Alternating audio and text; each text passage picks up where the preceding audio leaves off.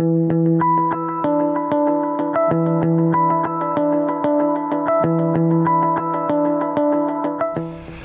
evening, ladies and gentlemen. It's a great pleasure to be here with you. And it is indeed a pleasure because on the way over here, on the plane, I sat next to a lady who said that she was employed by one of the big oil companies, and she said she was coming over here to do business.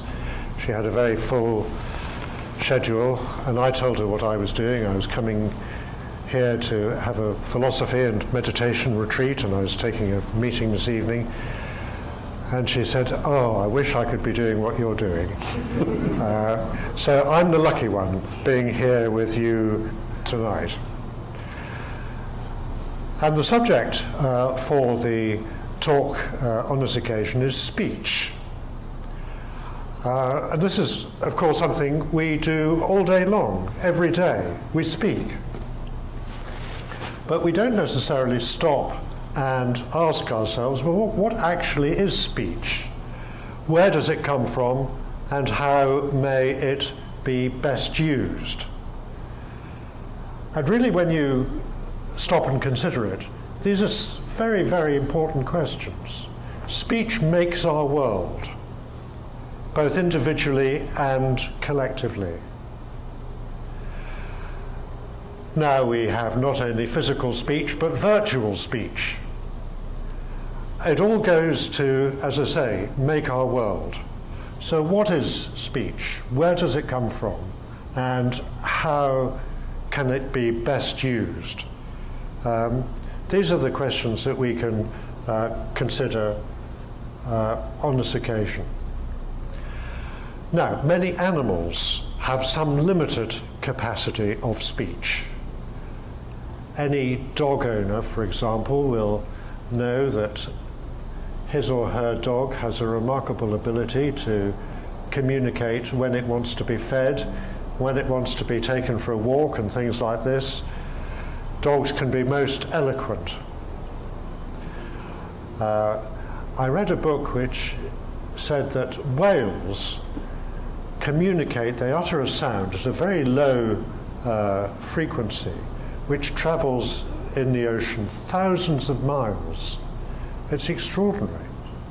Now, what they're saying and who they're saying it to, presumably other whales, isn't really known. But it's a form of speech. But it's limited. The human capacity for speech is vast. And it can be from the most sublime to the most terrible. It can be intelligent or confused. It can be a source of inspiration or despair.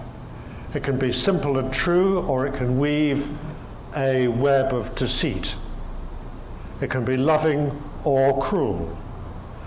There's really no end to the possibilities. So how are we to consider this? It's a universal gift which carries great power, and so it should be exercised with some wisdom, given that it's so powerful. How are we to use this gift of speech? Are we just to do whatever we want with it? Or is there some guidance for us? There's a verse in one of the Vedic texts. One should speak the truth. One should speak what is pleasant. One should not speak what is true but unpleasant. One should not speak what is pleasant but untrue.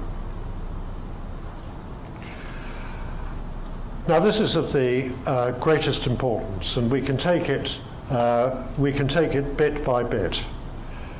One should speak the truth. Everyone would at least pay lip service to this. No politician has ever campaigned on the basis that I'm going to lie to you, I'm going to deceive you, I'm going to let you down. That may be what happens, but they don't make a virtue out of it. They don't go on the campaign trail, this being their message. They all say, I'm going to speak truthfully to you. So, Everyone would pay lip service to this, but it doesn't always happen. People get pushed or pulled by all sorts of pressures and temptations.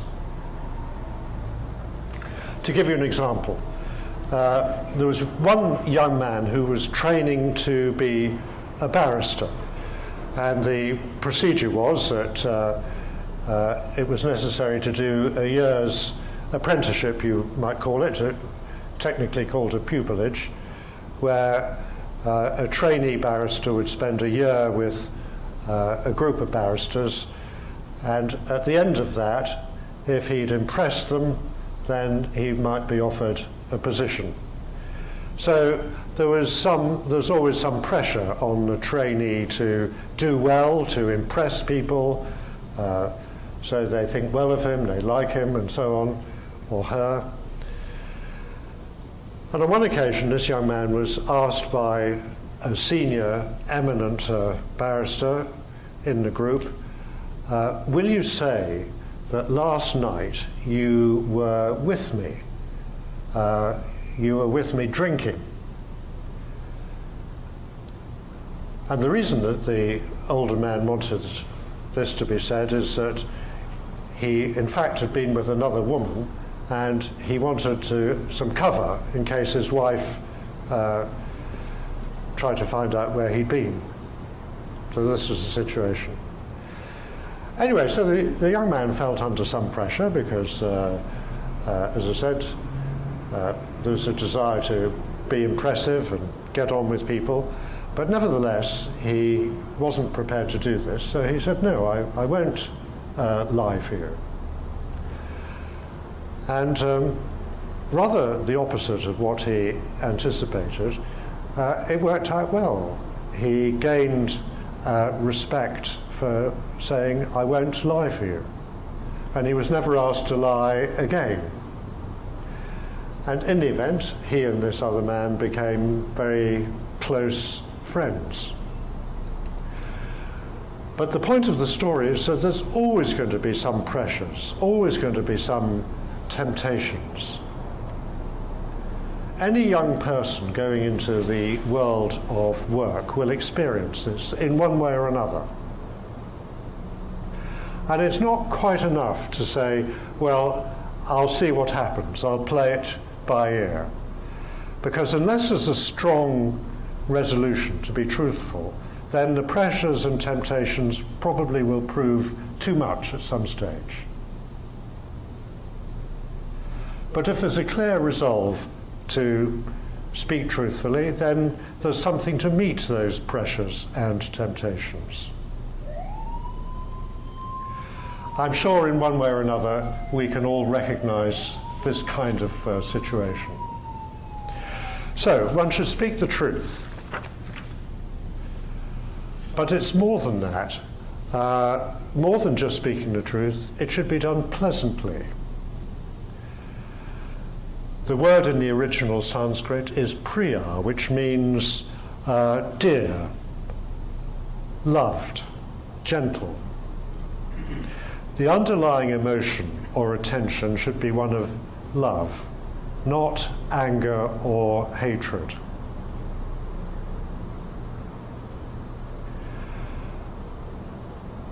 So one should speak the truth pleasantly.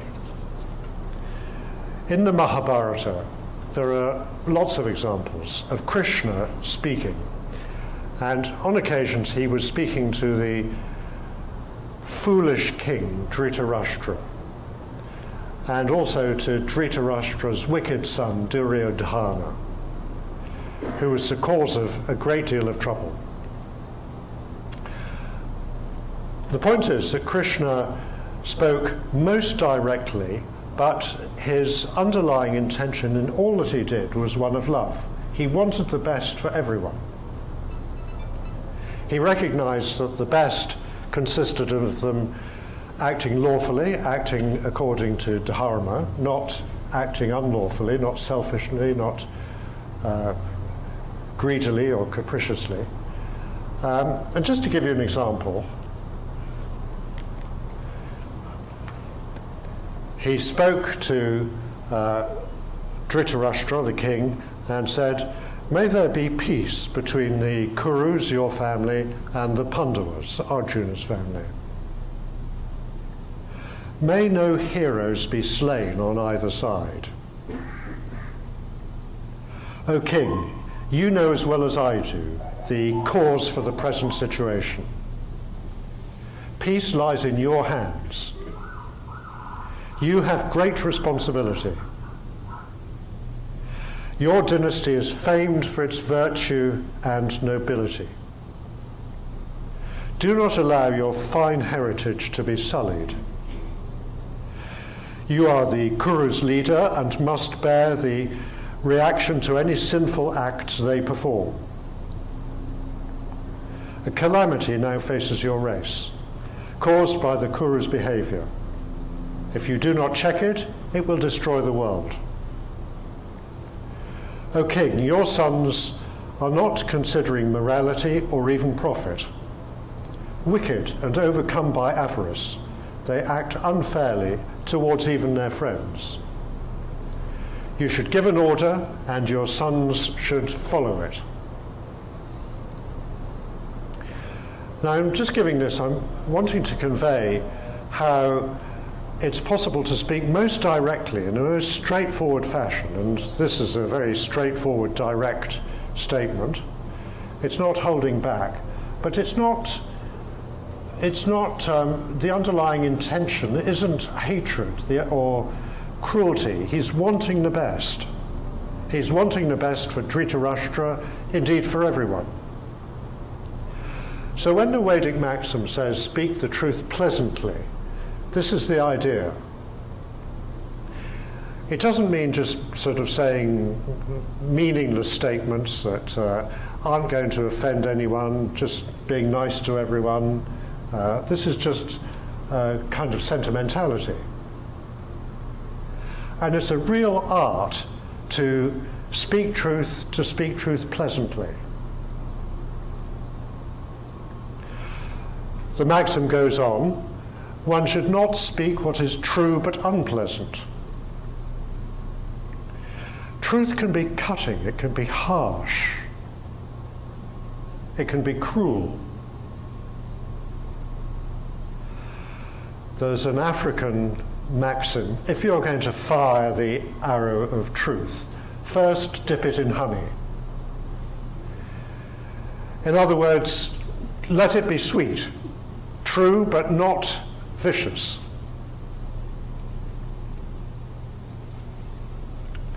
Sometimes what happens is that for one reason or another, maybe you don't want to cause offense or something like this, and you bottle up and bottle up and bottle up and don't say and don't say and don't say, and then suddenly it bursts out. And it can burst out rather violently, a kind of verbal eruption.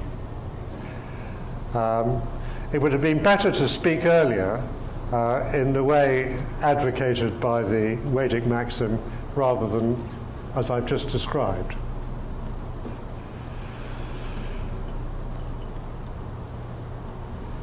Sometimes we get a text, an email rather, or a text, and it's a vicious little spiky email, and you can feel it here. Have you ever had one of those? And have you ever responded straight away in the same sort of language, a barbed reply? And has it ever been a good idea to do that? It's always better to stop, to wait, to cool down before you reply.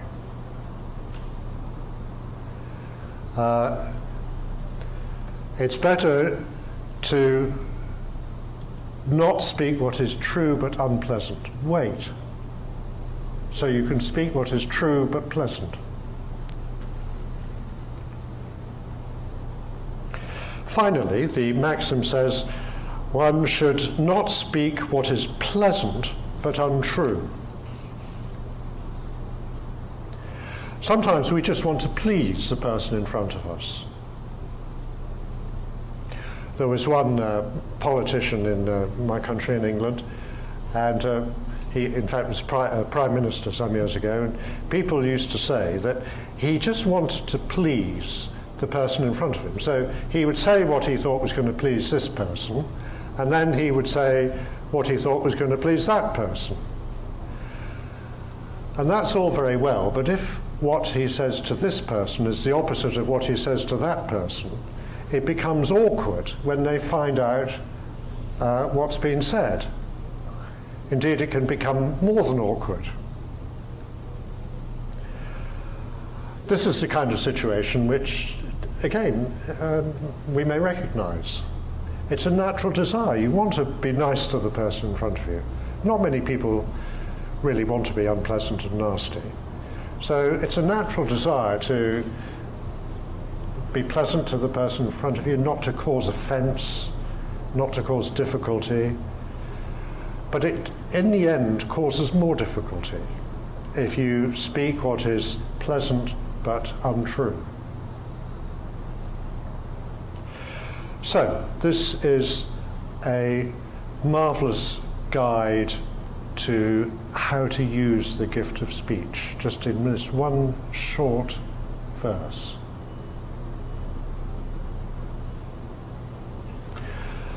But there's more. There's the question of where speech comes from, what level the speech comes from. In the school, as many of us will know, we've been greatly inspired by the wisdom of Sri Shantananda Saraswati. He gave 4 levels of speech.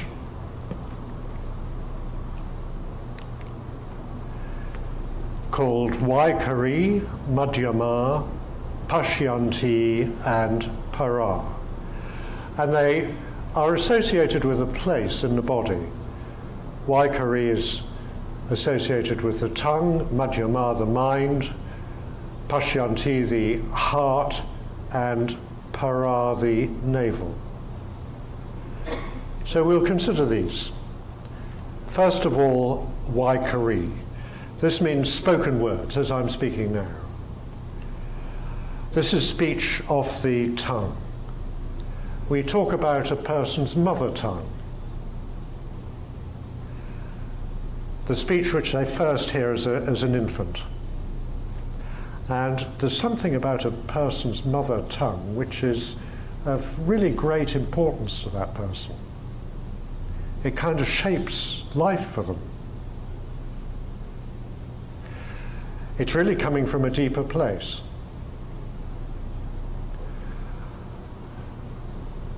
There was a man from Ireland, and he was a great speaker. Some of you may have heard his recordings, Mr. Shane Mulhall. And he was a wonderful speaker. But he said when he was a boy, when he was young, he was tongue-tied and he couldn't speak very well, he was nervous, and words didn't come until he was introduced to Gaelic, which is the native tongue of Ireland. And somehow that unlocked the speech within him. And he became, as I say, a most fluent speaker. Anyway, Vaikari is the uttered speech, the speech such as I'm speaking now. And it's used for all worldly consideration, communication. And there's a vast range to this, and it's of great importance. It's usually how we connect with people. When we go to the market, we say hello to one person, exchange a few words with another, but generally the conversation is light and we move on. Even though it's light, it can still be honest, clear, good-humoured. On the other hand, it can be the opposite of these. For example, the popular press can specialise in rumour, gossip, and malice. This happens in England. I don't know if it happens in Trinidad. but maybe it does as well. And there's no shortage of rumour, gossip, and malice on social media. These are not new things. Shakespeare, in one of his plays, has the character called Rumour, who begins the play, and he comes on and he has a robe painted with many tongues. He comes on stage and says, "Open your ears. For which of you will stop the vent?"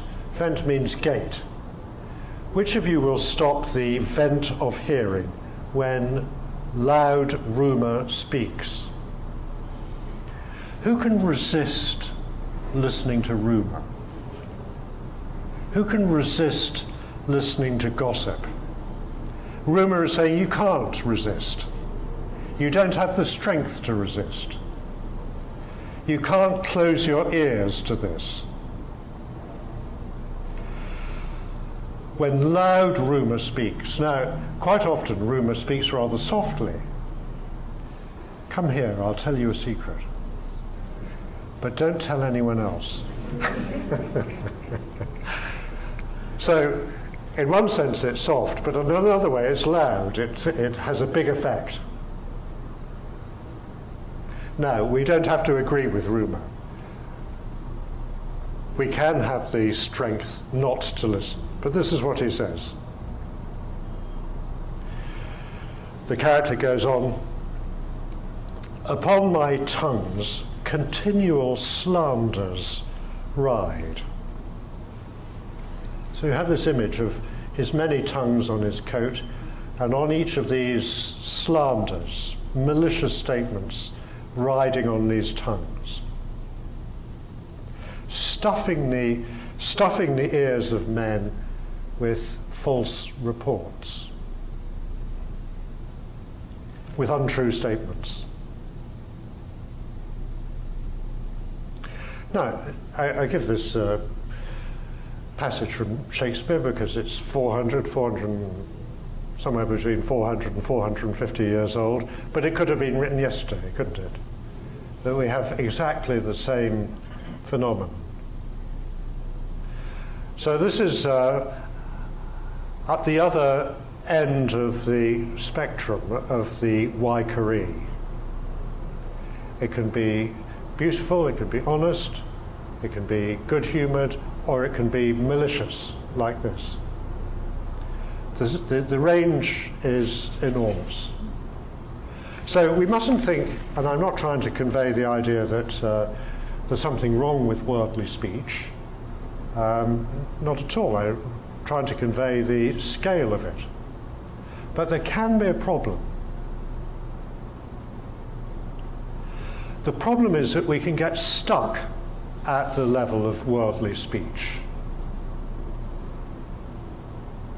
For example, in relationships, in family relationships, sometimes it's seen that people, they communicate about the children and who's going to do the shopping and who's going to have the car and all these kind of worldly things, and they can communicate well about these things, but sometimes they are frustrated because their communication doesn't seem to go any deeper.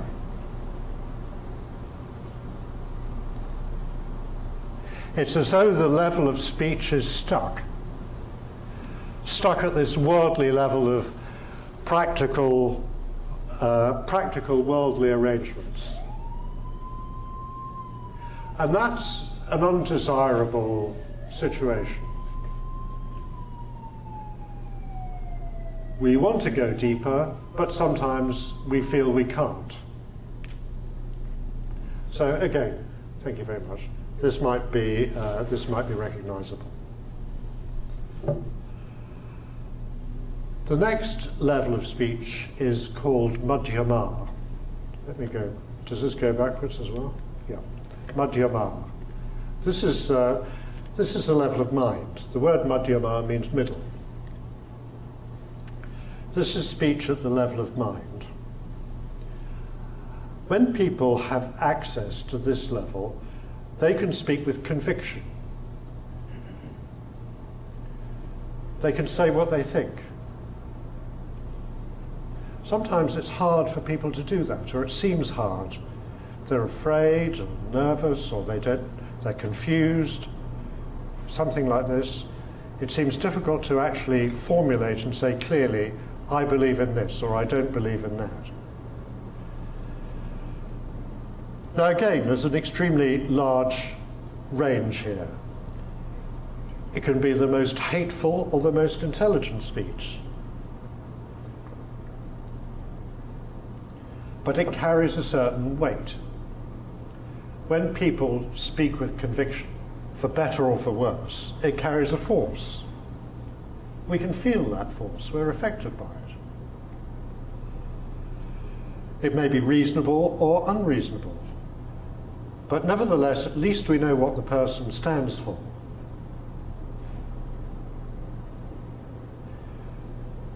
Sometimes we come away from a conversation and we think about it for days to come. And this may be because the person we've been speaking to has spoken like this. He or she has spoken with conviction, and it stops you in your tracks sometimes. And you think, well, that's interesting. Maybe that's right. Or not, the case may be. I'm not saying it can either be good or bad, true or false, but it has a force. Now, in a way, we don't need more words. We need words with more meaning. And this level of speech, Waikari, has more meaning.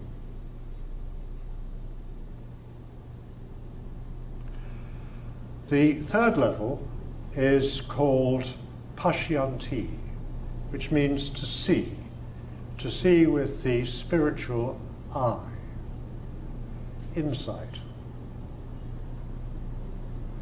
Sri Shantananda Saraswati called it a poised state of action, like standing at a crossing where everything is under comprehension. So you're standing at a crossing and you can see this way, you can see that way, you can look around. Again, it's a deeper level. When you move in a certain direction, you might speak with conviction, and that's the Madhyama. But at this level, it's a bit more detached.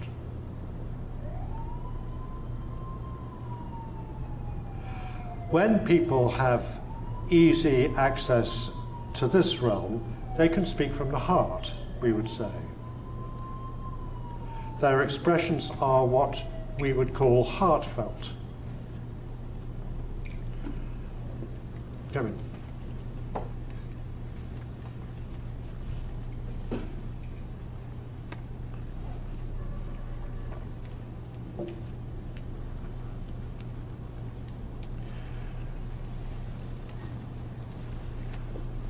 And I would imagine, again, we could recognize this, the heartfelt expressions.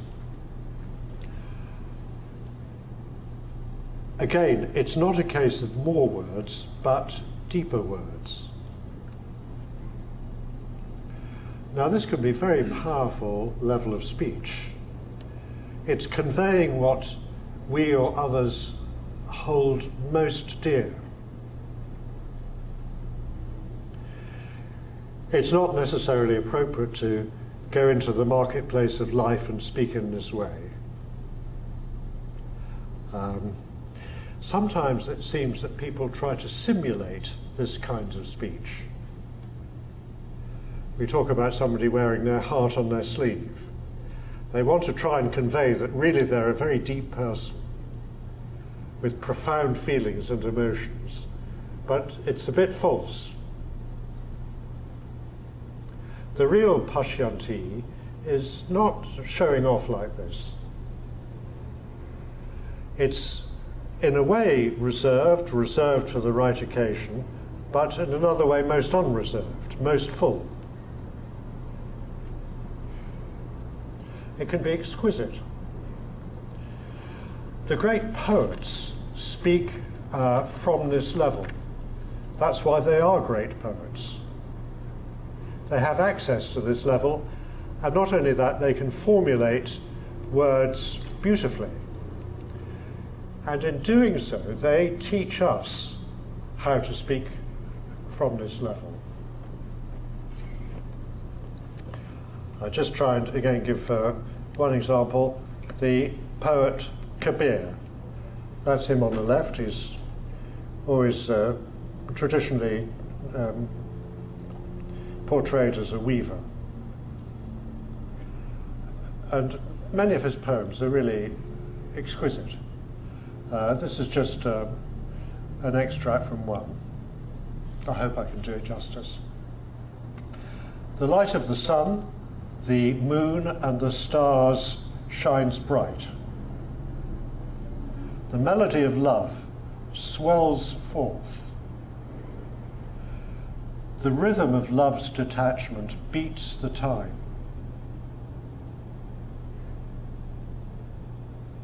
Day and night, the chorus of music fills the heavens. And Kabir says, my beloved one gleams like the lightning flash of the sky.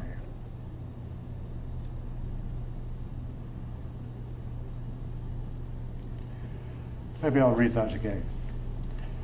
The light of the sun, the moon, and the stars shines bright.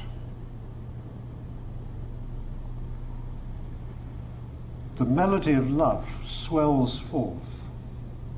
Just the idea of the melody of love. And the rhythm of love's detachment beats the time. Again, you'd think that seems rather strange. Love's detachment, that seems a bit strange, and then beating the time seems a bit strange. But nevertheless, when you put it all together, it seems wonderful. This is obviously how Kabir experienced things. Day and night, the chorus of music fills the heavens. When we look up into the heavens, do we hear the chorus of music or not? Maybe sometimes we do, and at other times we don't. Maybe we hear it a bit faintly, but you could turn up the volume. Kabir says, my beloved one gleams like the lightning flash of the sky.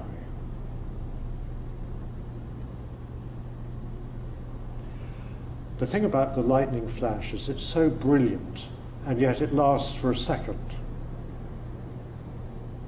But it can be life-changing. So this is just an example of one of the great poets speaking from this level of Pashyanti. Really beautiful.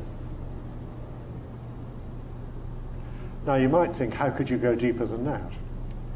But there is another level which is called para. This is the stillness of pure consciousness. It's the aim of meditation. When we're introduced to meditation, it can help us to come to this level, where we find ourselves completely beyond the ordinary and the transient.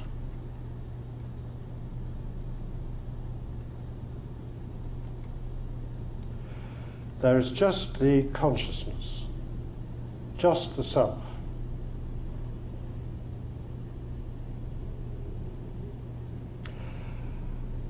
When there is access to this level, we would call it speech from the self. Such speech is without anything personal. It's not me wanting to get my way, or you trying to stop you getting your way. There's nothing personal about it. It's detached, it's fair, it's true.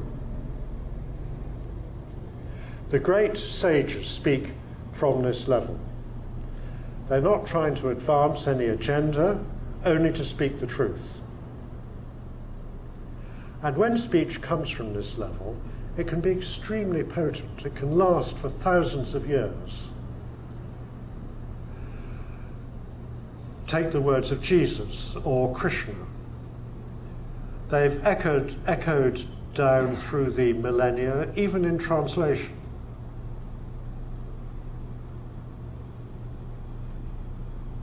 But we also can learn to speak from this level. We may not quite reach the level of Jesus or Krishna, but nevertheless, we can learn to speak truthfully, lovingly, and justly, without any personal agenda. This is coming from the level of para.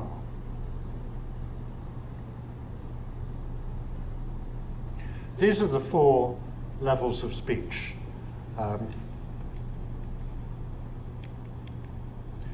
Vaikari, Madhyama, Pashyanti, and Para. The best situation is when we can use all 4 levels. It's like having the most expensive, beautiful motor car. The best sports car you could possibly think of. And wouldn't it be ridiculous if you only could use first gear? What's the point of having this wonderful machine, driving it around in first gear? There are times when first gear is what you need, of course. But if you're limited to first gear, that's daft. You want to be able to use all the gears, as and when it's necessary and appropriate. In the same way, we want to be able to use all 4 levels of speech, as and when they are appropriate, and to move from one to another easily, naturally, quickly, effortlessly.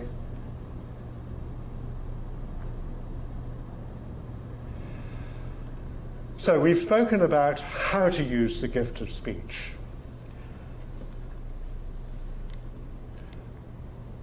One should speak the truth. One should speak what is pleasant. One should not speak what is true but unpleasant. One should not speak what is pleasant but untrue. This is telling us how to use speech. And then the 4 levels are talking about the different levels of speech, the power of speech, what it is. And I hope we can see that given that it's so potent, and given that it's so important, it is right that there's some guidance, as given here, how to use this. It's like a weapon in a soldier's hands. It can be a very powerful weapon, but you need to make sure it's well used.